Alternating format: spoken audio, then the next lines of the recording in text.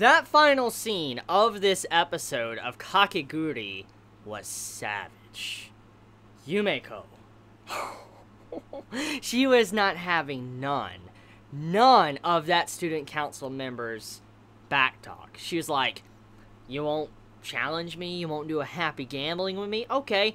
Pulls out her, like, chain, is like, official match. That was straight savage. That was freaking amazing and savage. I love Yumeko for that scene. That was such a good scene. Probably one of the best scenes of the episode of Kakegurui, just because of how that scene, how it was built up. I mean, you have this entire match with Idol versus Yumeko, and then Yumeko finally succeeds and wins, and then we have that ending song that was changed. You see Yumeko dancing with Yumimi, I think that's how you say her name. They're just dancing together and all that. It was a really good ending song. I just want to say, very, very nice ending song, quality ending song, but they're sitting there dancing and all that, and then we get to the scene after the ending song, and you see how, like, the student council member, he gets, like, charged or accused of the one that set all this up and caused, like, this thing to go down, where her entire reputation as an idol was about to be ruined. So basically, he was being accused of this, and he walks up to the stage like, no, these are false accusations, you're definitely lying and all that,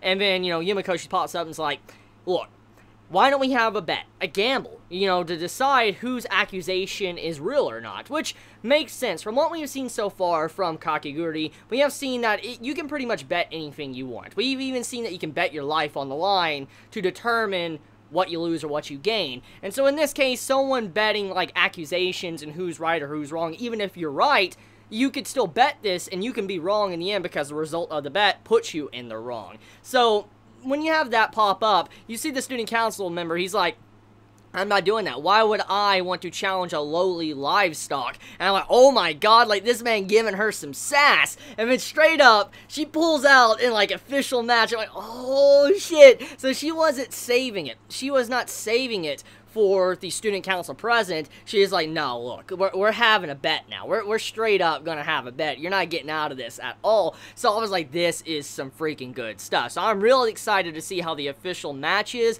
and see how the, you know, student council member is gonna try to worm his way out of this entirely. Anyways, though, let's talk about the episode. So the episode is spent basically focused on Yumimi, I think that, like I said, that's how you pronounce her name, and Yumeko competing. And it's once again, another gambling episode, which that's what the series is about in the first place. So they're competing and all that, and for the most part throughout the episode, the style of the episode was very different compared to the previous ones. As we've seen recently, the episodes have been a little bit dark. They've been very dark in tone, and it's just been a lot of violence, so to speak, in the recent episodes. And so when you see this episode, it's more of an uplifting tone. Yes, we have to where the girls are crazy, there are personalities inside. When they're not smiling and being cute, they have these awful and rotten personalities, which, like I said, fits the theme of the show. But even then, though, this episode was very lighthearted compared to what we've seen from the previous episodes of Kakegurui. And so when you see the, you know, gambling match going on, I'm like, oh man, this is, and this doesn't feel like it has a lot at stake compared to, like, what we've seen in previous episodes. And also, the way the scenes were done, it felt like a regular Idol show than anything else. That's really what it felt like to me.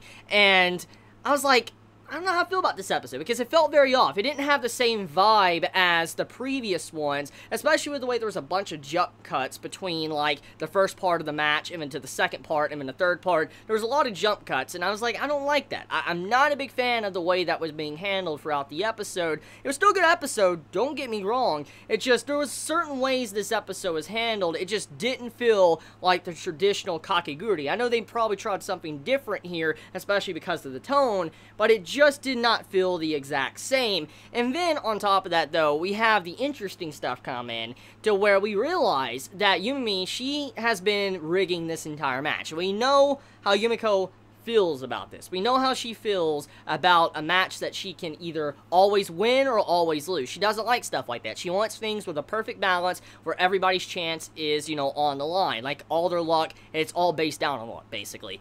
And so, when you see the first two matches go around and Yumiko wins, in reality, she should have lost those two matches. She should not have won at all. But the reason how she won was because Yumi, she was throwing the matches, because she was 100% dead certain that she was going to win, which she would have won. She legit would have won. However, there was a certain thing that was introduced into this, gambling match that made it to where both sides have a 50-50 chance of winning. And so basically, after those two matches were thrown over to Yumiko's favor, even though Yumi could have won, Yumiko realized how the game was going. And when the third match came around, and when she chose what she wanted to choose for the match, she realized that both sides have an equal advantage, and that this will determine who wins or who loses, because this is what would have happened.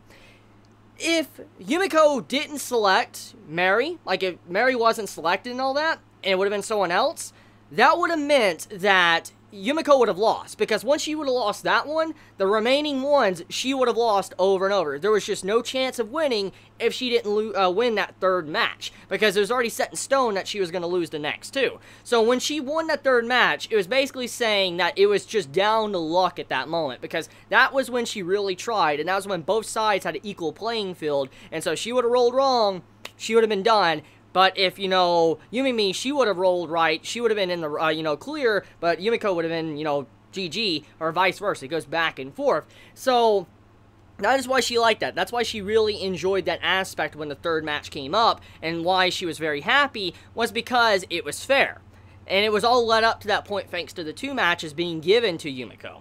So anyways, with that being said though, who gave the fan letter? Who was the one that started all of this? That is the question we gotta wonder about, because we know at the end of the episode, the student council member, he is being blamed for it. He's being accused. And I'm just going to go on a limb here and say, I highly doubt it's him. I really do. I mean, the obvious answer would be that it's the girl, the gamer, student council girl. That's the obvious answer.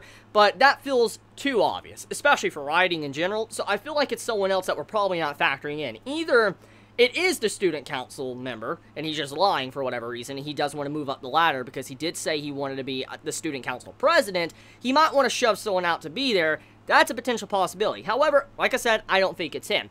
Now, if it wants to go a very cliche-ish route, it could probably make the best friend of Yumi be the one that set her up. I could definitely see that, especially with how she shows emotions and she's so attached to her and all that. She can be the one that gave the letter. And if it's not her, it can be the one fan that with the sweaty hands and stuff in the last episode and was in this episode as well. He could have been the one that set up everything. And, he was the one that gave the tickets to Mary and all of them. So it's a likely possibility he could be the person that fucked over Yumi in this episode, and it was for the better. I mean, maybe he wanted to change her and make her realize that she doesn't need to lie, she can be honest and open, and that could be what's happening here. Regardless, though, it was a good episode of Kakegurui, so let me know your thoughts in the comments below. Love you all so much, please be safe, Chibi out.